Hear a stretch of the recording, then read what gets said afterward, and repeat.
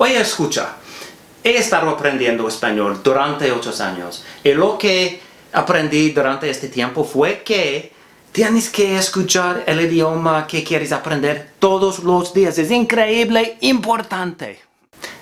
De hecho, estos son mis mejores amigos. Hola. Escucho videos de YouTube en español a veces durante horas al día.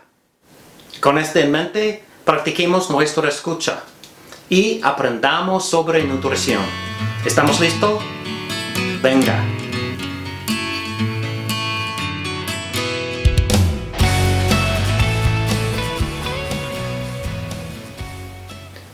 It's very important that everybody learn about metabolic syndrome, because metabolic syndrome describes the relationship between some of the worst diseases that we have here in North America and starting to spread throughout the world. Cancer, dementia, coronary heart disease, diabetes, these all are related. How do we know that? Because there's ancient cultures from other countries, especially Africa, where many studies have been done, where prior to the introduction of our diet, they had very little existence of these diseases. But when they started to eat the foods that you and I have access to here, and we'll learn about what those foods are, these diseases did not appear one at a time. No, they all appeared together. In fact, de hecho, here in North America, 1 in 3 people have metabolic syndrome. Did you know that 50% of the people in the United States are diabetic or pre-diabetic? This is incredible. This is worse than the pandemic that we're facing right now. Let's learn more about metabolic syndrome.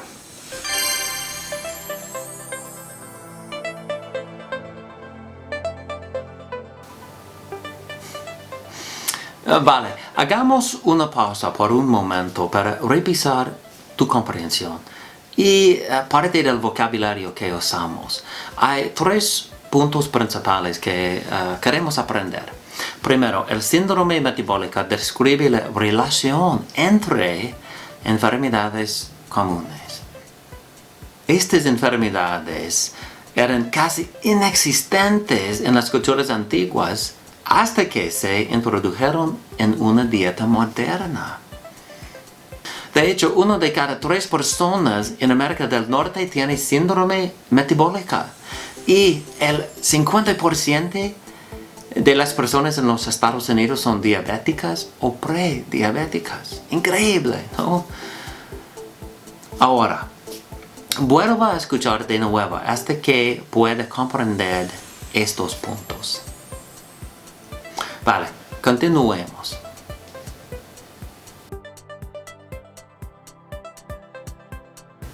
But before I show you the overwhelming evidence that metabolic syndrome is killing us, let's step back for a moment.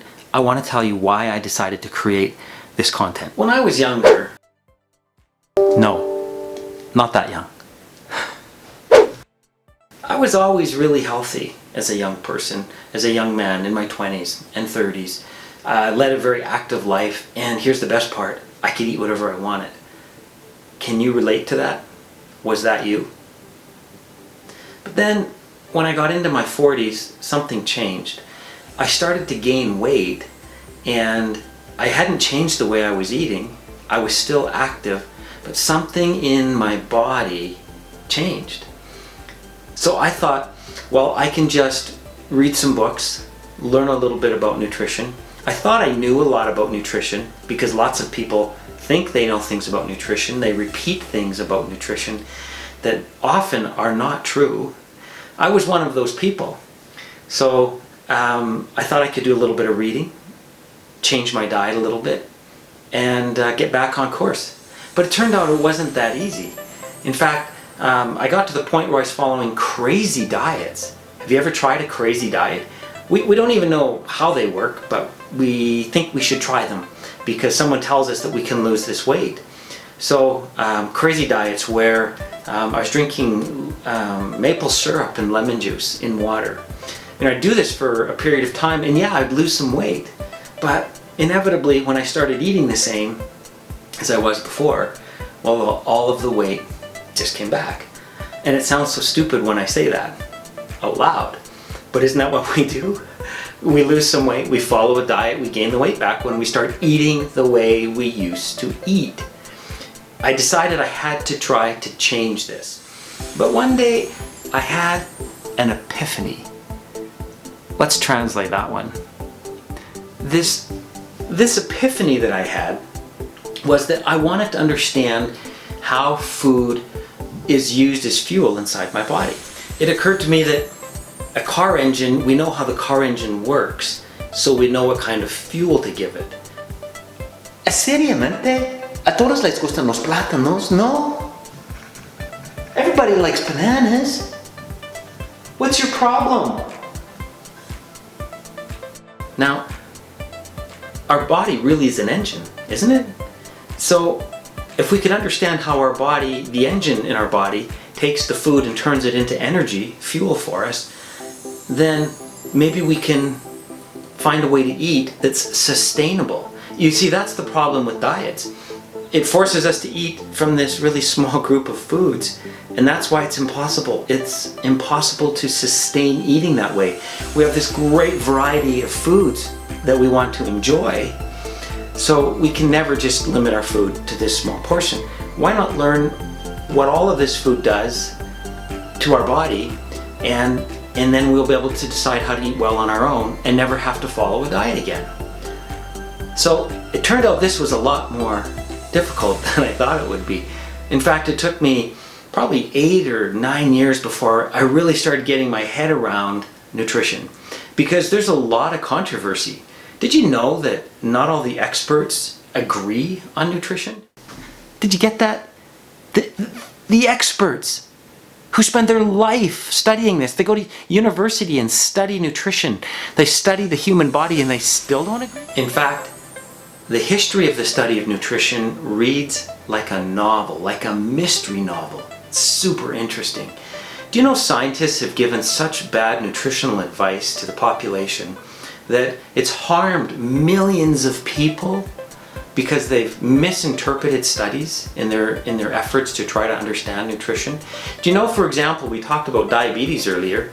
Do you know it's up 400%? People are dying from diseases because they're eating the wrong kinds of food.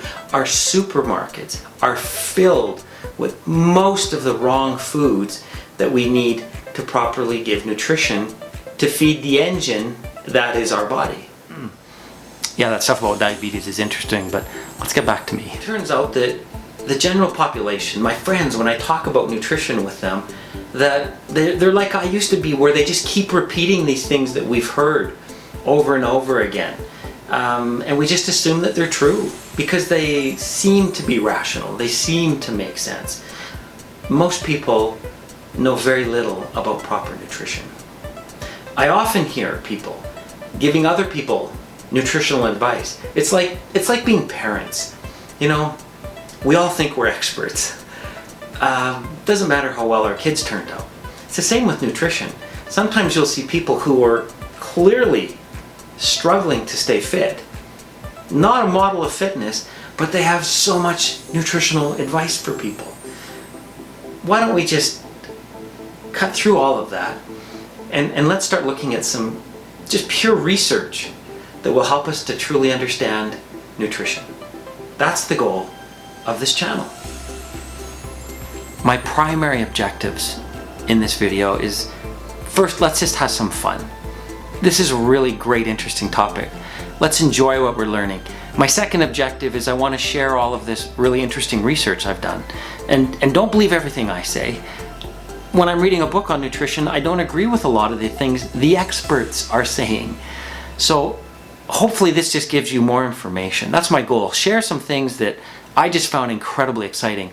And third, my third objective is to help us, those of us who are trying to learn a language, give you some listening practice, whether you're learning English or whether you're learning Spanish. And it'll help me with my continued journey learning Spanish. Vale, estamos listos para comprobar nuestra comprehensión. Revisemos. Primero, antes de hablar sobre el síndrome metabólico, quería compartir mi propósito al hacer esta serie. La verdad es que ha sido un viaje muy difícil aprender sobre nutrición. Y sé que lo que he aprendido puede ayudar a muchas otras personas. Tengo una responsabilidad para compartir esta información con otros. Y es importante para decirte también que ahora estoy mucho más feliz y saludable. Mi historia es muy común, porque cuando era más joven podía comer cualquier cosa y nunca ganar peso. La verdad es que este tiempo de mi vida era excelente porque me gusta comida mucho. Pero cuando tenía alrededor de 40 años, eso comenzó a cambiar para mí. Y de hecho gané casi 20 kilogramos. Increíble, ¿no? Así que probé muchas dietas locas y perdí un poco de peso, más o menos. Pero en este es muy importante. Pero cuando detuve la dieta, el peso volvió. ¿No es una locura cuántas personas hacen esto? ¿Por qué nos sorprende cuando recuperamos peso, cuando comenzamos a comer como solíamos hacerlo? La verdad es que parece realmente obvio, ¿no? De todos modos, decidí que podría aprender cómo nuestros cuerpos usan los alimentos, como el motor de un automóvil usa la gasolina, porque un poco similar, ¿no? Nuestros cuerpos necesitan combustibles. Pero este tema era mucho más complicado de lo que pensaba antes. De hecho, es chocante para mí, que haya muchos expertos que no estén de acuerdo en el tema de la nutrición. Es increíble para mí. Espero que algún día podamos explicar por qué esto es así, pero digamos que la ciencia cambia rápidamente y no todos continúan estudiando ciencia reciente. Esta es la razón. Con estas cosas en mente, mi propósito es 1. Divertámonos. 2. Aprendamos sobre nutrición. Y 3. Practiquemos nuestro lenguaje de escucha. Ahora recuerda, tenemos que escuchar el idioma que queremos aprender todos los días. Es muy importante. Siéntese libre de regresar y escuchar hasta que pueda entender la mayor parte de lo que estoy diciendo. Ahora tienes el contexto. Bien, finalmente, hablemos del síndrome metabólico. Okay, let's get back to metabolic syndrome. It was first discovered by Stanford diabetologist Gerald Reaven in 1988. He first labeled it as Syndrome X. He basically saw that these diseases were related, but couldn't really explain why. So he said, let's give this a label, and then let's do some research and see if we can figure it out. It wasn't until 2001 that this was officially named metabolic syndrome. You'll hear it named other things, but this is the term we're going to use. Metabolic abnormalities that are common to people who eat lots of, here it is, are you ready? Easily digestible carbohydrates. Simple carbs, we like to call them. It's common to the group of people who eat a lot of these kinds of foods. So flour, white flour, and sugar are great examples of easily digestible carbohydrates. Here's the part that's really interesting. Although the research results have been overwhelming, the danger that it poses to the human population has been minimized by the continued false belief that saturated fat is the problem in our diet. Many of you probably still believe that saturated fat is a problem. It's to be avoided. Many people believe that saturated fat causes coronary heart disease. People believe that dietary fat causes blood cholesterol, high blood cholesterol, which causes atherosclerosis, which causes coronary heart disease. Friends, that is not supported by the research. Many studies around the world have began to help us better understand metabolic syndrome. 6,000 people in Rotterdam, 1,500 in Minnesota, 1,300 in Manhattan, 800 Catholic nuns, priests in the American Midwest, 2,500 Japanese Americans in Honolulu. These studies have showed that if you have diabetes, you're 4 times more likely to contract Alzheimer's disease. Did you hear that? 4 times more likely to have some form of dementia if you have diabetes.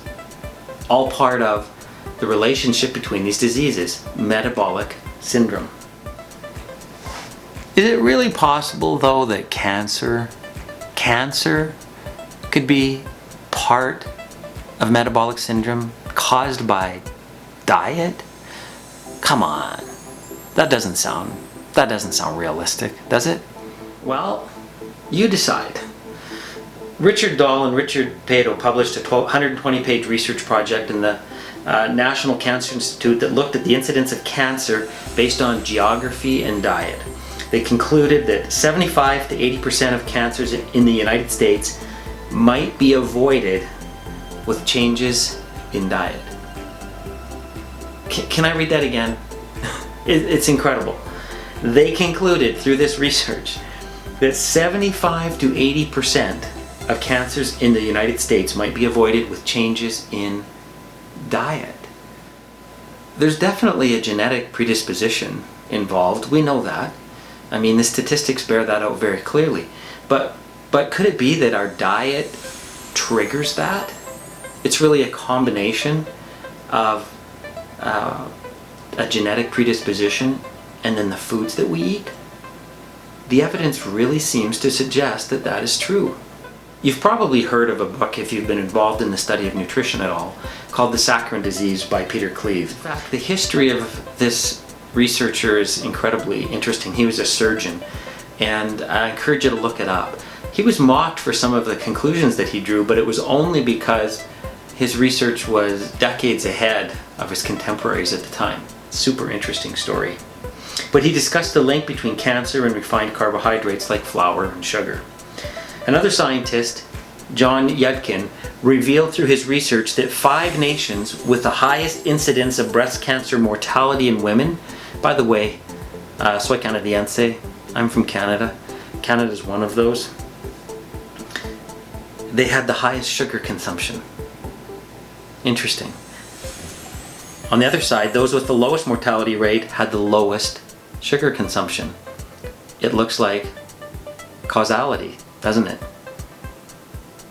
It seems that consumption of this simple carb can affect our predisposition to get cancer. There's so much research on the subject. I really just want to whet your appetite to look into this, to seriously consider whether or not you're eating in a healthy way. Okay, Sherlock, let's see if we can solve this crime together. Let's see if we can connect the dots. If you have diabetes, you're very likely to have metabolic syndrome. So if you have diabetes, please consider that. Second, we've learned that high blood sugar and the corresponding insulin effect from high blood sugar, okay, are associated with metabolic syndrome. Does it not seem to just make sense that if blood sugar and insulin are the cause of disease, that we just need to ask the next step and say what causes our glycemic index, our blood sugar, to go up? That's not that hard to figure out. We can eat different foods and we can see the effect of our glycemic index. Well, this answer is simple. It's refined carbohydrates. But does everybody really know what a refined carbohydrate is? Most people I know eat foods that they think are healthy when in fact they're not. And when you think about the foods that you and I have access to when we're hungry, when we're going to work and we pass a confection store, or there's food at our disposal when we go for a coffee. If you learn what carbohydrates are, simple carbohydrates, you will see that almost every single thing that you can quickly purchase and consume and eat is a refined carbohydrate. It's no wonder the diabetes is up 400%. It makes up the biggest part of our diet. I'll spend another episode describing how ancient civilizations had very little incidence of what we will call now, and I think hopefully you know, metabolic syndrome is, until they were introduced to what we will call a Western diet. In fact, there's been many reports in established medical journals like the Lancet and British Medical Journal that describe populations in Africa's ancient cultures. Can I just quote one? Can I just whet your appetite for this? This will blow you away. It's a quote from F.P. Fauché, must be a French name. He said, "I never saw a single case of cancer in any form in a native, although these diseases were frequently seen among the white or European population." He spent 6 years as a practitioner in Africa. Wow, not a single case? There must be some correlation. It's certainly worth looking into, right? We'll have an episode on that. So metabolic syndrome is a huge topic, and all I can do is introduce it to you. I hope it gives you enough information to pursue more learning about metabolic syndrome. One book I'd recommend is The Insulin Resistance Solution by Rob Thompson and Dana Carpenter. So friends, my goal through this video is to take these complicated subjects and to distill them down, to boil them down. So let's review what we've learned. Metabolic syndrome is a classification of a group of diseases that all appear in a population at the same time when this population is introduced to a Western diet that consists of simple carbohydrates. We'll learn in future episodes how we can easily classify food when we see it to make sure it's not from this food group. And it's not that we'll always avoid these. Me and my wife love nachos. Once a week we get to have a plate of nachos, and it's spectacular. We make the most awesome nachos. But I know they're bad for me. I know they fall into that group of simple carbohydrates. But understanding that allows me to make informed choices, and then I can do something to make up for that the next day or the next couple of days. It's just important to know what that fuel is going to do inside my body. How will my engine use that fuel? We'll learn more about that, about these types of foods in a future episode. But guys, can I just let you in on a little secret? It's only episode 2, and already we're talking about the culprit.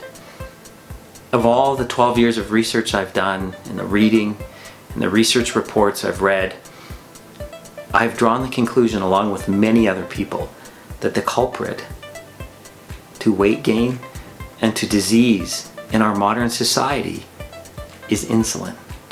This will be the subtext of many of the episodes that we talk about. We need to understand this hormone better. I really hope you've enjoyed this video. Please leave comments below. If you want to have some healthy debate about this, I'm all about that. Look forward to your comments. Until our next video, my friends, adios. Hasta luego.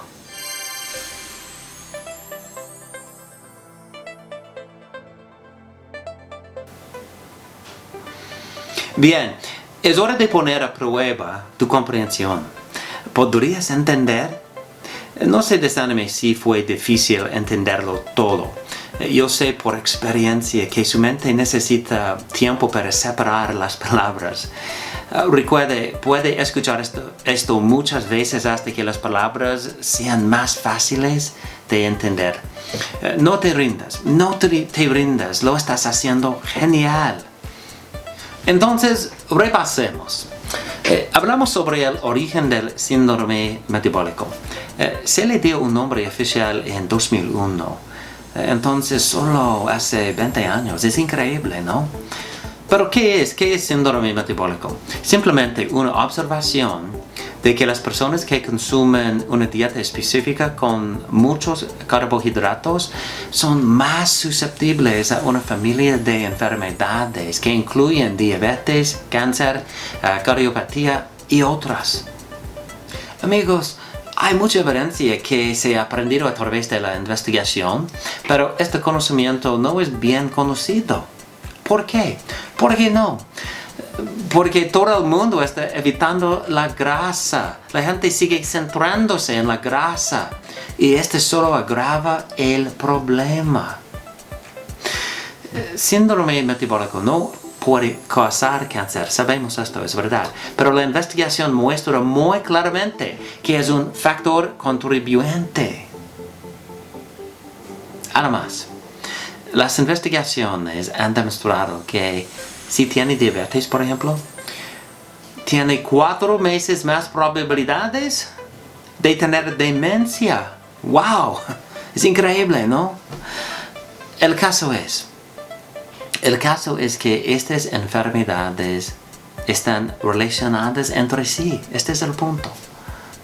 Mostraremos en videos futuros que un índice glucémico alto o un nivel alto de azúcar en sangre es la misma cosa. Es responsable de la insulina alta. Es una relación entre azúcar en sangre y insulina, obviamente. Y un nivel de insulina elevado prolongado, este es el punto, elevado prolongado puede causar síndrome metabólico. Pero tenemos la siguiente pregunta. ¿Qué causa los niveles altos de azúcar en sangre? Este no es difícil, sabemos la respuesta de este. Carbohidratos de fácil digestión. Muy simple. Pero mucha gente no sabe qué son los carbohidratos. ¿Sabías que durante los primeros 50 años de estudio de la nutrición, los investigadores trataron todos los carbohidratos por igual? Por ejemplo, se consideró que el azúcar blanco y una zanahoria eran del mismo grupo de alimentos. Increíble. Pensaban que era no diferencia entre estos tipos de carbohidratos. Increíble. Entonces, puedes ver que tenemos mucho más de qué hablar. Gracias por tu apoyo. Nos vemos en nuestro próximo video. Adiós. Nos vemos, amigos.